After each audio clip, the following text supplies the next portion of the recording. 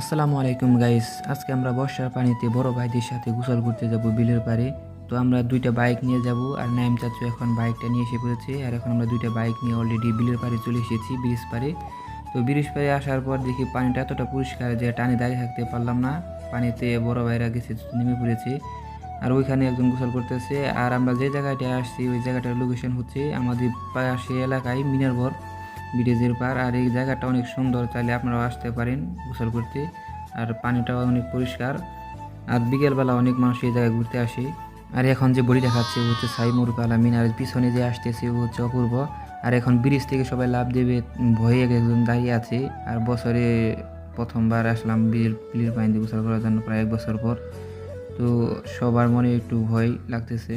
আর এখন হচ্ছে এখন সাইম লাফ দিয়ে দেখিয়ে দিবে আপনাদেরকে, দেখেন আর ওর কতটা সাহস। প্রথমে লাফ দিল, সাইম পানিতে লাফ দেওয়ার পর আর পানি তল থেকে উঠতেছে না অনেকক্ষণ পর। আবার পানি থেকে ওঠার পর ওই সময় মামাই লাফ দিয়ে দিল, ওইখানে ইব্রাহিম মামাই। আর এখন অপূর্ব বলতেছে না নাইম চাচ্ছ তুমি দাও, কিন্তু নাইম চাচ্ছ অনেক ভয় পায় লাফ দিতে।